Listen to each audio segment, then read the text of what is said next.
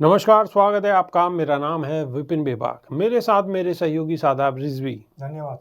दिल्ली चुनाव में अब रामायण को लेकर सियासी हलचल तेज हो गई है। आम आदमी पार्टी के प्रमुख अरविंद केजरीवाल के द्वारा रामायण के एक प्रसंग पर की गई बयानबाजी पर बीजेपी आक्रामक हो गई है। बीजेपी ने अरविंद केजरीवाल के बयान को सनातन का अपमान बताया है, जिस पर अब आम आदमी पार्टी के नेता मनीष सिसोदिया ने पलटवार किया है।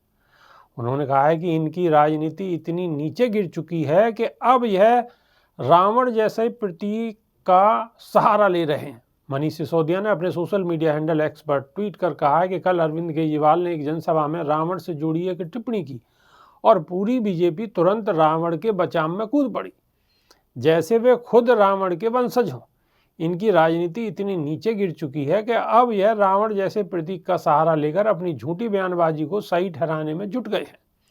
उन्होंने कहा है कि मैं दिल्ली की जनता से कहना चाहता हूं कि इनकी असली मंशा को पहचानें।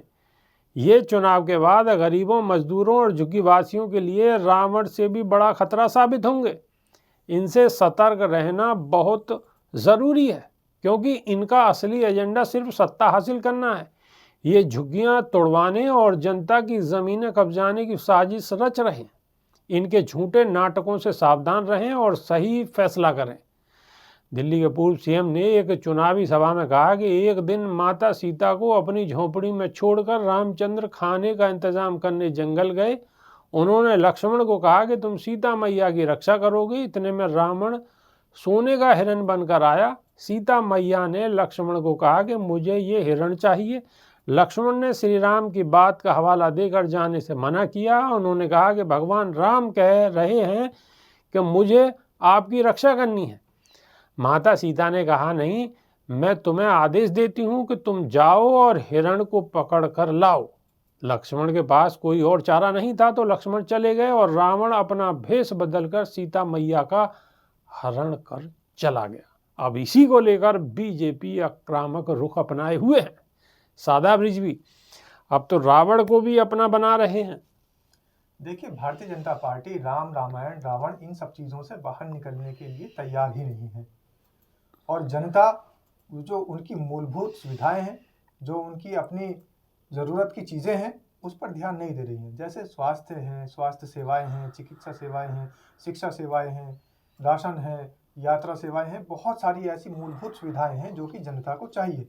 लेकिन भारतीय जनता पार्टी कभी भी विकास की बात नहीं करेगी, कभी भी मूलभूत सुविधाओं की बात नहीं करेगी। सीधा सीधा राम, रावण, रामायण में लोगों को अटका के रखेगी। जबकि राम, रामायण, रावण ये तो लोगों का काम है। ये तो जो श्रद्धालु हैं, जो श्रद्धा रखते हैं, उनका काम है। और अगर अब रावण के लिए केजरीवाल ने कोई बात कही है तो फिर रावण से भी इनको दिक्कत हो रही है।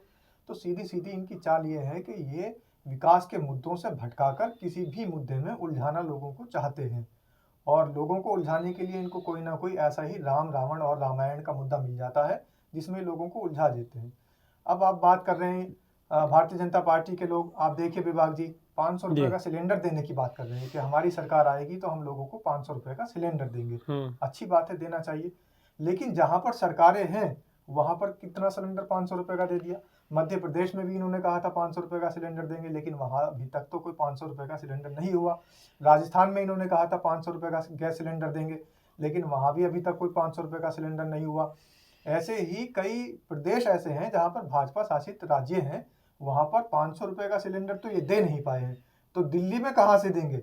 या फिर दिल्ली वालों को ही मात्र 500 रुपये का सिलेंडर चाहिए, बाकी और जो राज्य हैं वहां पर 500 रुपये का गैस सिलेंडर नहीं चाहिए लोगों को, वहां महंगा गैस सिलेंडर चाहिए। तो इनकी कथनी और करनी में फर्क होता है और जनता जानती है कि इनकी कथनी और करनी में कितना फर्क है। जनता देख रही है, जनता देख रही है कथनी और करनी में कितना फर्क है।